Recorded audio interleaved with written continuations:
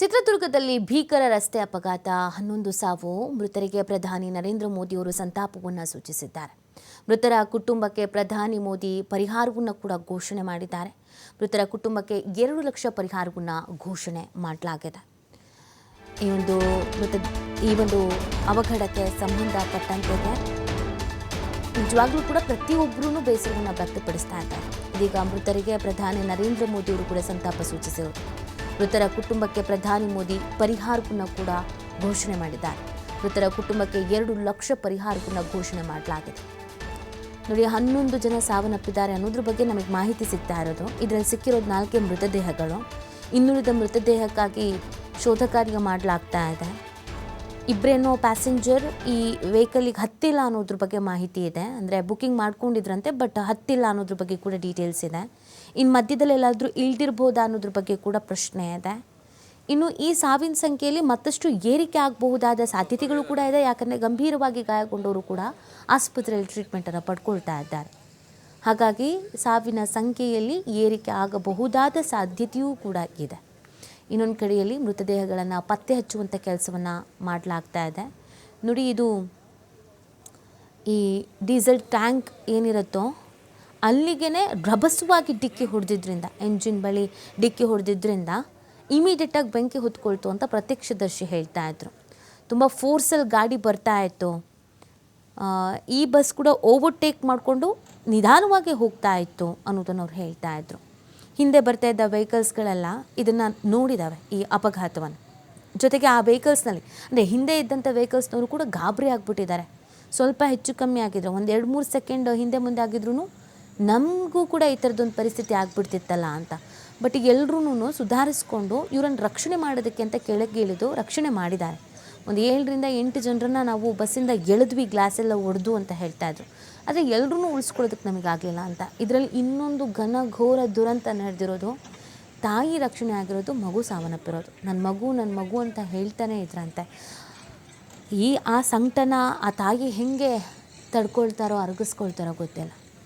ಮಗುನ ಉಳಿಸ್ಕೊಳ್ಳೋಕ್ಕಾಗಲಿಲ್ಲ, ಕಣ್ಮುಂದೆನೇ ಹತ್ಕೊಂಡು ಉರಿತು. ಎಷ್ಟು ವರ್ಷದ ಮಗುನೋ ಏನೋ ಗೊತ್ತಿಲ್ಲ, ಮಾಹಿತಿ ಸಿಗಬೇಕು. ಬಟ್ ಈ ಮೃತದೇಹ ಅಂತ ಏನು ಹೇಳ್ತೀರಾ, ಇದರಲ್ಲಿ 4 ಮೃತದೇಹ ಸಿಕ್ಕಿರೋದು. ಅದು ಕೂಡ ಕಂಪ್ಲೀಟಾಗಿ ಸುಟ್ಟು ಕರಕಲಾಗಿ ಹೋಗಿದೆ.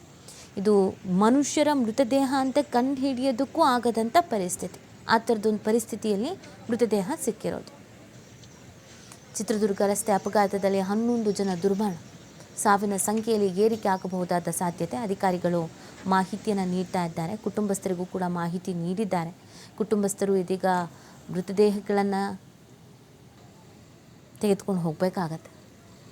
ಪಾಪ ಎಷ್ಟು ಖುಷಿಯಲ್ಲಿ ಮನೆಗೆ ಫೋನ್ ಮಾಡಿ ಹೇಳಿದರು, ಬರ್ತಾ ಇದ್ದೀನಿ, ಬಸ್ ಹತ್ತಿದ್ದೀನಿ, ಇಲ್ಲಿದ್ದೀನಿ, ಇಷ್ಟೊತ್ತಿಗೆ ರೀಚ್ ಆಗ್ತೀನಿ, ನನ್ನ ಪಿಕ್ ಮಾಡೋದಕ್ಕೆ ಬಸ್ ಸ್ಟ್ಯಾಂಡಿಗೆ ಬನ್ನಿ ಅಂತೆಲ್ಲ ಏನೆಲ್ಲ ಹೇಳ್ಕೊಂಡಿರ್ತಾರೆ ಹೇಳಿ ಪಾಪ. ಆದರೆ ರಾತ್ರಿ ಮಲಗಿದ್ದವರಿಗೆ, ಇನ್ನೇನು ಬೆಳಕಾದರೆ ಅವ್ರು ಬರ್ತಾರೆ ಅಂತ ಮಲಗಿದ್ದವ್ರಿಗೆ 1:30-2:30 ಅಷ್ಟೊತ್ತಿಗೆ ಹೀಗೆ ಆಕ್ಸಿಡೆಂಟ್ ಆಗಿದೆ ಅನ್ನುವಂಥ ವಿಷಯ ಹೋದಾಗ ಹೇಗೆ ತಡ್ಕೊಂಡಿರ್ತಾರೆ ಹೇಳಿ ಅವ್ರ ಮನೆಯವರು. ತಮ್ಮವರನ್ನು ಕಳ್ಕೊಳ್ಳೋ ನೋವು ಇದೆಯಲ್ಲ, ಅದು ಕಳ್ಕೊಂಡವ್ರಿಗೆ ಗೊತ್ತಿರತ್ತೆ. ಈ ಒಳ್ಳೆ 2025 ಮುಗೀತು, 26 ಬರ್ತಾ ಇದೆ. ಹೊಸ ಯೋಚನೆಗಳು, ಆಲೋಚನೆಗಳು, ಏನೆಲ್ಲ ಪ್ಲ್ಯಾನಿಂಗ್ಸ್ ಮಾಡ್ಕೊಂಡಿರ್ತಾರೆ. ಈ ಥರದ ಸಡನ್ ಸಾವುಗಳು, ದುರ್ಮರಣ ಅನ್ನೋದು ಸಹಿಸ್ಕೊಳ್ಳೋಕ್ಕೆ, ಅರ್ಗಿಸ್ಕೊಳ್ಳೋಕ್ಕೆ ಕಷ್ಟ ಆಗುತ್ತೆ. ಎಲ್ಲ ಸಾಲು ಹಬ್ಬ ಬಂತು, ಸಾಲು ರಜೆಗಳು ಬಂತು. ಕ್ರಿಸ್ಮಸ್ ಬೇರೆ, ವೀಕೆಂಡ್ ಬೇರೆ, ನ್ಯೂ ಇಯರ್ ಬೇರೆ. ಎಷ್ಟೋ ದಿನದಿಂದ ಪ್ಲ್ಯಾನಿಂಗ್ ಮಾಡ್ಕೊಂಡಿರ್ತಾರೆ. ಒಂದು 2-3 ತಿಂಗಳಿಂದ ಹೋಗಬೇಕು ಊರಿಗೆ, ಈ ಟೈಮಲ್ಲಿ ಒಂದು ಲಾಂಗ್ ಲೀವ್ ಸಿಗುತ್ತೆ, ಹೋಗಿಬಿಡೋಣ, ಮನೆಯವ್ರ ಜೊತೆಗೆ ಒಂದು ಸ್ವಲ್ಪ ಟೈಮ್ ಸ್ಪೆಂಡ್ ಮಾಡಿ ಬರೋಣ ಅಂತ. ಬಟ್ ಈ ಥರದೊಂದು ದುರಂತ ಸಂಭವಿಸುತ್ತೆ ಅಂತ ಯಾರೂ ಕೂಡ ಭಾವಿಸಿರೋದಿಲ್ಲ. ಲಾರಿ ಡ್ರೈವರ್ ಒಬ್ಬ ನಿರ್ಲಕ್ಷ್ಯ ವಹಿಸಿಲ್ಲ ಅಂತಿದ್ರೆ, ನೀಟಾಗಿ ಡ್ರೈವ್ ಮಾಡಿದ್ರೆ ಈ ಥರ ದುರಂತ ಸಂಭವಿಸ್ತಿರಲಿಲ್ಲ. ಇದೇ ಕಾರಣಕ್ಕೆ ಕುಡಿದು ಚಲಾಯಿಸಬೇಡಿ, ನಿದ್ದೆ ಮಾಡ್ತಾ ಚಲಾಯಿಸಬೇಡಿ, ಓವರ್ ಸ್ಪೀಡಲ್ಲಿ ಹೋಗಬೇಡಿ ಅಂತ ಇದೇ ಕಾರಣಕ್ಕೆ ಹೇಳೋದು. ನಮ್ಮ ಪ್ರಾಣ ಮಾತ್ರ ಅಲ್ಲ, ರಸ್ತೆಯಲ್ಲಿ ಸಂಚರಿಸ್ತಿರೋ ಪ್ರಾಣವೂ ಮುಖ್ಯನೇ. ಇವತ್ತು ಎಷ್ಟೋ ಕುಟುಂಬಗಳು ತಾಯಿನ ಕಳ್ಕೊಂಡಿರುತ್ತೆ, ಮಗುನ ಕಳ್ಕೊಂಡಿರುತ್ತೆ, ಅಣ್ಣನ ಕಳ್ಕೊಂಡಿರ್ತಾರೆ, ತಮ್ಮನ ಕಳ್ಕೊಂಡಿರ್ತಾರೆ, ತಂಗಿನ ಕಳ್ಕೊಂಡಿರ್ತಾರೆ, ವೈಫ್ನ ಕಳ್ಕೊಂಡಿರ್ತಾರೆ. ಎಷ್ಟೋ ಫ್ಯಾಮಿಲಿಗಳು ಇವತ್ತು ಅನಾಥ ಆಗಲ್ವಾ, ತಮ್ಮವರನ್ನು ಕಳ್ಕೊಳ್ಳಲ್ವಾ. ಈ ಟ್ಯಾಂಕರ್ನ ಡ್ರೈವರ್ ಒಬ್ಬ ಕರೆಕ್ಟಾಗಿ ಗಾಡಿ ಓಡಿಸಿದ್ರೆ ಈ ಥರ ದುರಂತ ಸಂಭವಿಸ್ತಾನೆ ಇರಲಿಲ್ಲ.